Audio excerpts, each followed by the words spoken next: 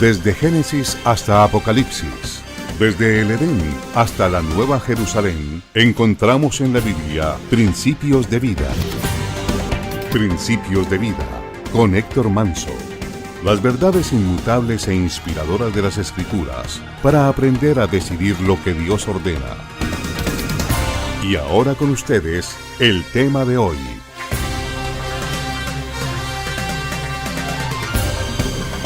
La vida piadosa es el término que se utiliza para referirse a una persona que se identifica por ser espiritual o que se da a conocer mediante sus palabras, a través de su manera de pensar y por medio de su conducta, lo que es en sí aquello que siente por Dios, la fe que profesa en Él, y por supuesto, todos estos factores influyen considerablemente en su persona, a tal punto que lo que Él siente por Dios y lo que Él cree acerca de Dios se constituye en el regulador de su conducta.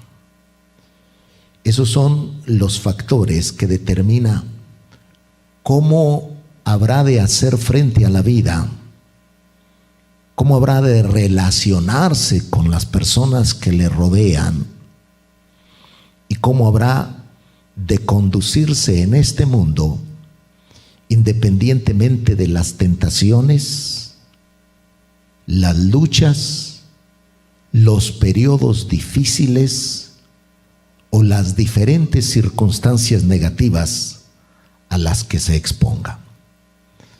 En otras palabras, lo que hace la diferencia en la vida de las personas que son piadosas es particularmente aquello que sienten por Dios y la fe que profesan en Él, que lo convierte no solamente en algo que está limitado a los días de reuniones, sino que lo hacen parte de su vida en el diario vivir. En ese tipo de personas, Dios o lo que sienten por Él es lo que viene a gobernar sus decisiones, sus prioridades, sus intereses, sus deseos y la totalidad de su vida. Puede ser que existan determinadas cosas que le produzcan una atracción o que le llamen la atención, pero lo que gobierna en sí, lo que la persona habrá de hacer y cómo se conducirá en la vida es particularmente aquello que lo conecta directamente con Dios. O sea, la vida piadosa tiene muchas connotaciones.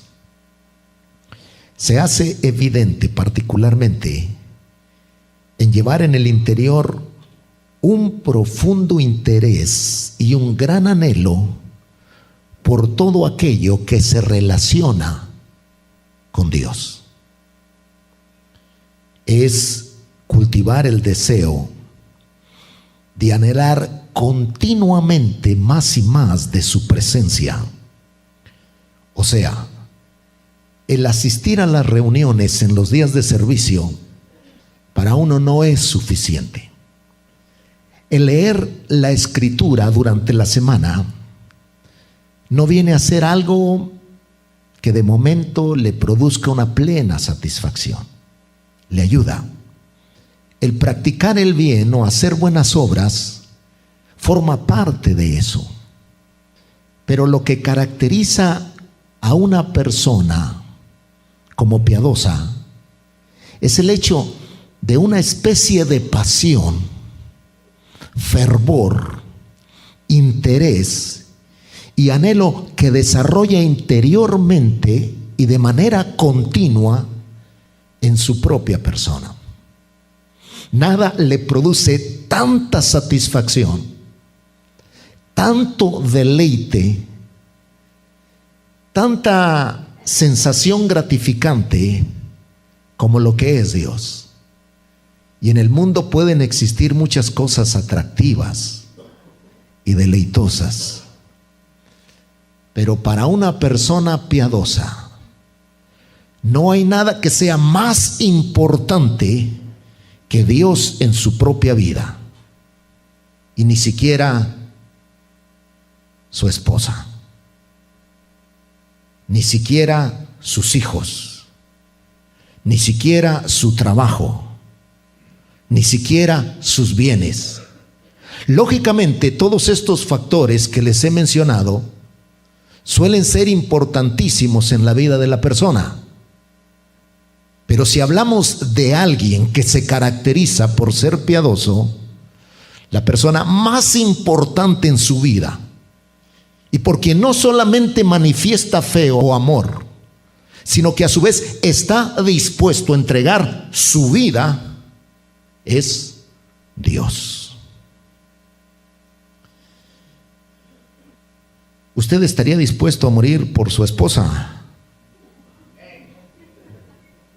Bueno, una mujer se encontraba en el puente de San Francisco y le dice a su esposo: ay viejo, qué alto está el mar.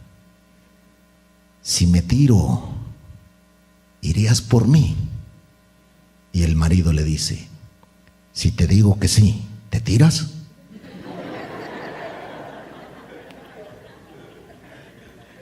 Cuando hablamos de esa especie de pasión, es lógico que uno, por lo que siente, esté dispuesto a hacer cualquier cosa por la persona que ama. Y puede, sin lugar a dudas, en su momento morir por su esposa, o dar un riñón por su esposa, o transferirle sangre a su esposa si es compatible, o a sus hijos. Pero cuando hablamos de Dios y la persona verdaderamente ha desarrollado esa devoción por Él, esa pasión, está dispuesto a hacer cualquier cosa por Él, incluso a entregar su vida. Hasta cierto punto, esta clase de sucesos viene a ser incomprensibles para algunas personas, porque no entienden cómo los creyentes del primer siglo estaban dispuestos a ser sacrificados, echados a los leones, después de que los mantenían por determinado tiempo sin comer, tanto a los leones como a los creyentes. Cuando los soltaban en los escenarios del Coliseo, viniendo débiles, se levantaban las fieras, arremetían contra ellos, y simple y sencillamente por una sola causa: no porque eran criminales, no porque eran violadores, no porque eran matricidas, sino porque no negaban la fe que tenían en el Dios que los había salvado, que aunque lo habían crucificado y había muerto, ellos afirmaban que estaba vivo. Y no podían entender cómo esta gente se atrevían a realizar semejante obra, simple y sencillamente porque ellos habían entendido quién era Dios en sus vidas y lo que había hecho en ellos. Ahora bien, la gente no ha logrado entender lo que representa la importancia de tener comunión con Dios, o por lo menos algunos. Y hay gente que en su interior llevan un profundo vacío. Continuamente se sienten como que les faltara algo. Y este tipo de sensación no lo identifican como una necesidad de Dios. En efecto, Dios nos creó para que pudiéramos tener comunión con Él. El ser humano jamás podrá sentirse satisfecho, realizado y complacido si determina vivir la vida independiente de Dios. Lo que hace que la persona se sienta bien interiormente, que puede experimentar tranquilidad y calma en su interior, que pueda sentirse saciado, es la presencia de Dios. Pero el que uno no logre discernir esto, hace que continuamente viva buscando de cosas para tratar de saciar o de llenar el vacío que lleva en su interior.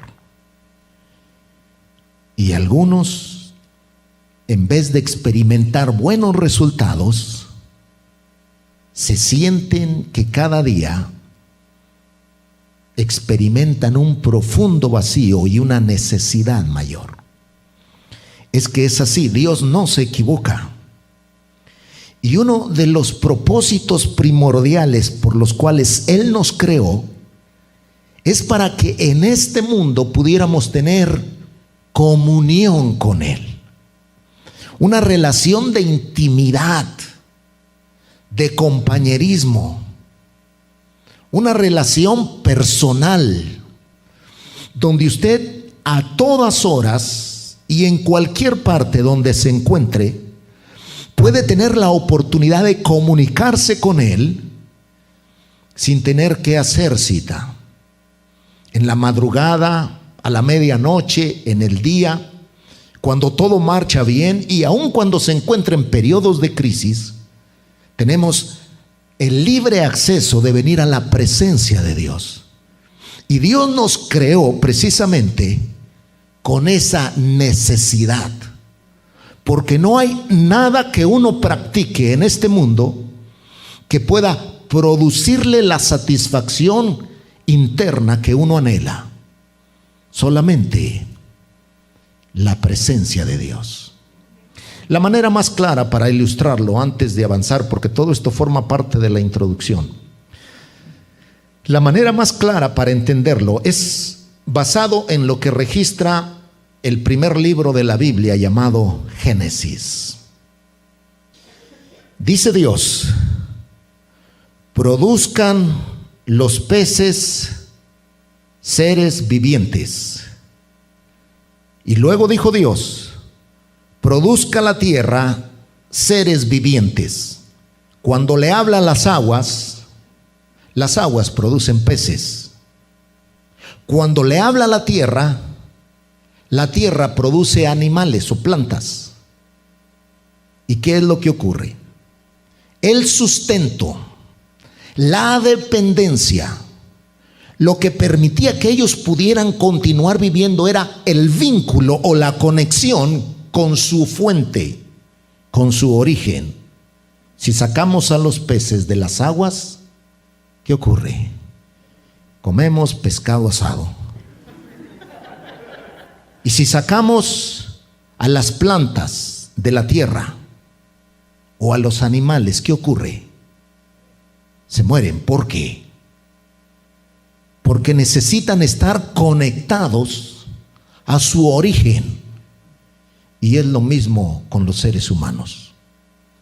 Desconectamos a los seres humanos de Dios y se encuentran muertos espiritualmente. Tienen vida, respiran, existen, pero están muertos espiritualmente. En cambio, cuando se reconcilian con Dios, la vida para ellos cobra sentido. Aquí es donde se hacen evidentes estos dos males que han venido predominando a lo largo de la historia y que operan en contra de los seres humanos. El primero tiene que ver con la ceguera espiritual. Porque no solamente es el hecho de que algunos en realidad no tienen interés de las cosas de Dios, o que carecen de motivación para acercarse a Él.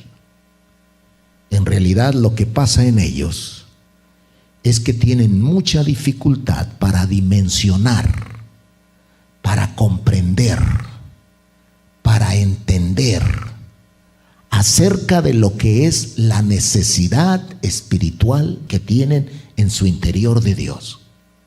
¿Cuántas veces no les predica, no les habla, no les dice, no les comenta? Y las personas no. O sea, pareciera que estuviera tratándole de vender ollas con 8 metales de acero inoxidable. No le captan, no lo entienden. Y luego todavía les da el testimonio.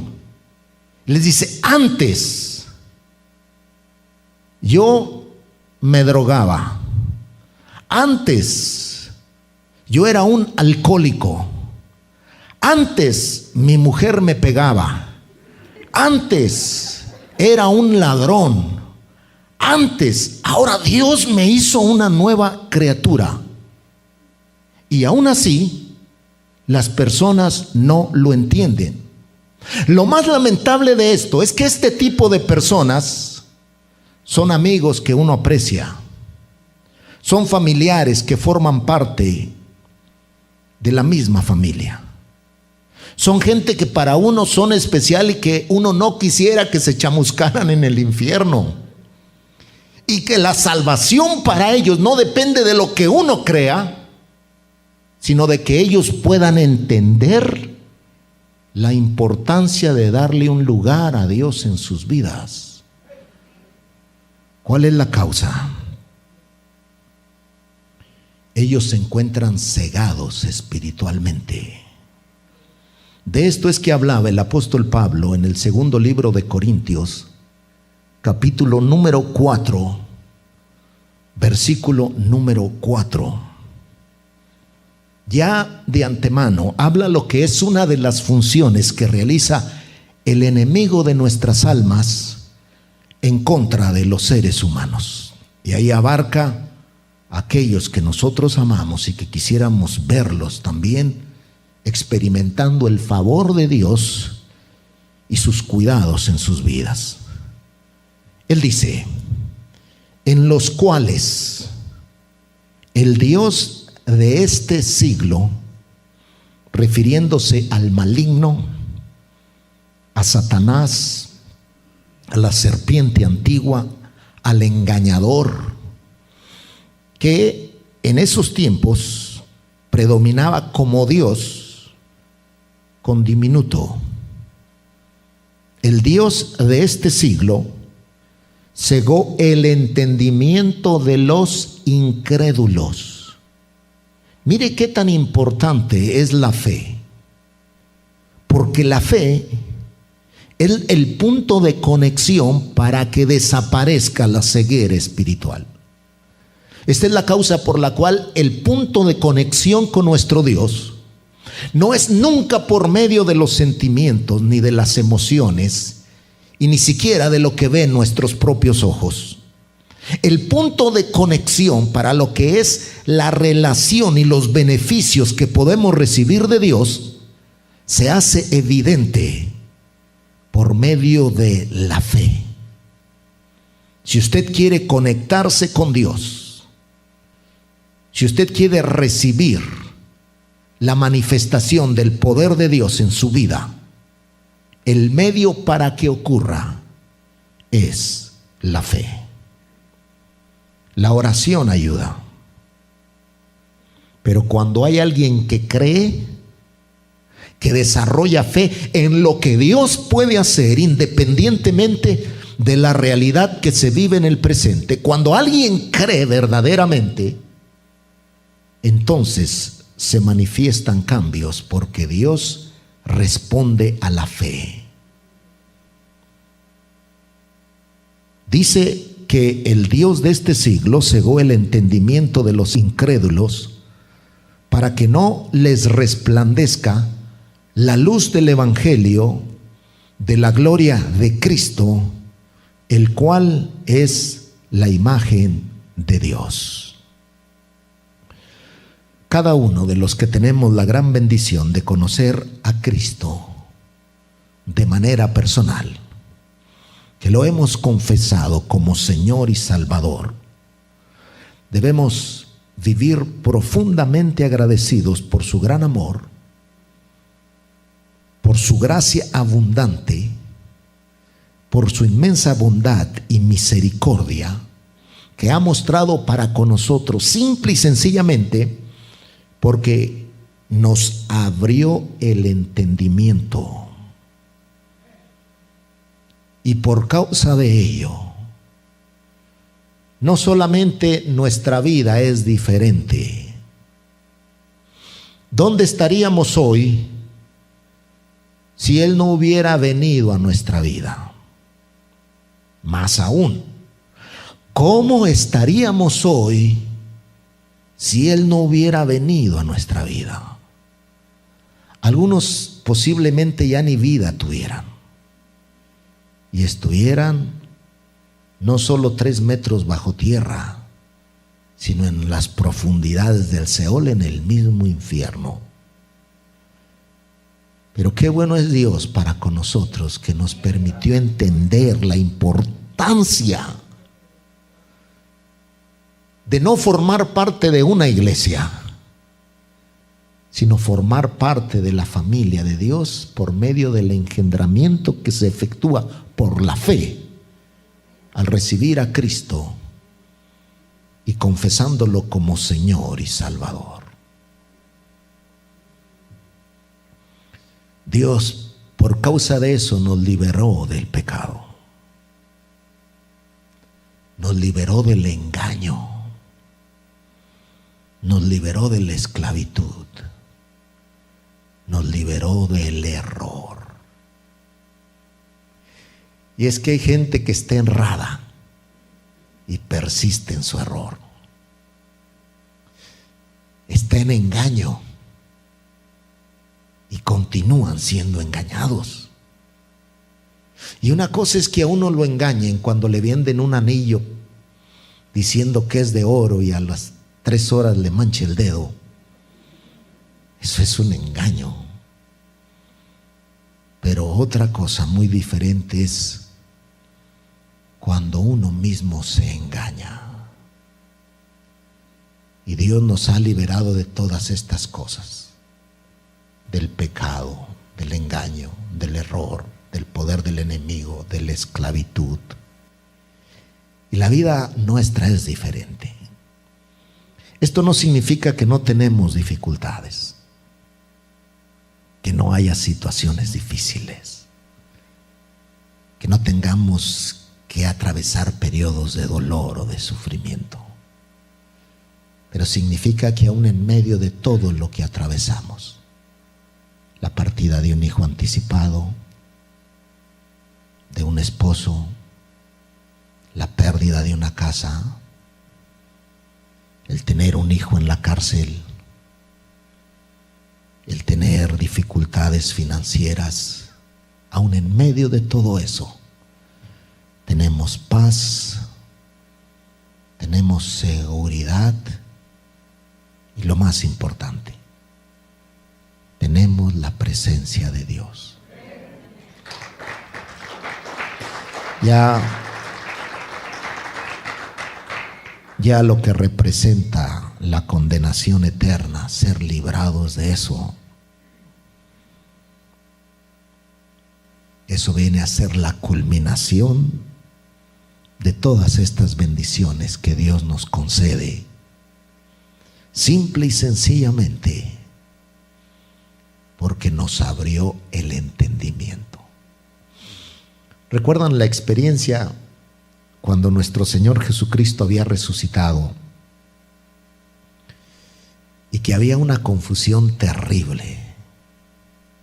El ambiente estaba pesado, temor, preocupación, y lo que predominaba era precisamente esa atmósfera negativa que había fomentado una confusión en los creyentes.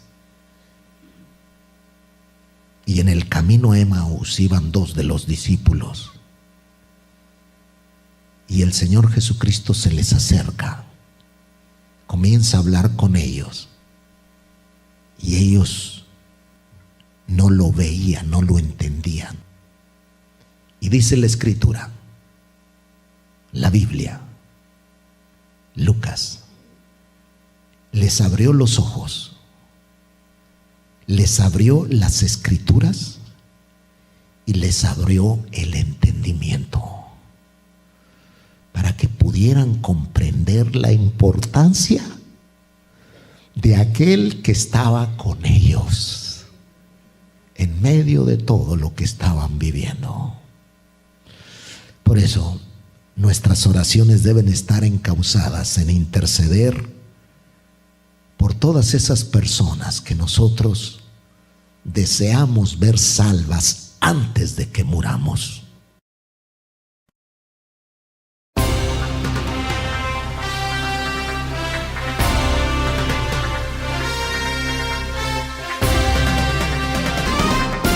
Existen muchos conceptos y filosofías sobre la vida, el hombre y la familia, pero solo hay una verdad revelada por Dios y registrada en su palabra. El pastor Héctor Manso le ha entregado Principios de Vida. Para cualquier información, diríjase a principiosdevida@ondasdevida.com. Visítenos en www.ondasdevida.com. Será hasta la próxima audición.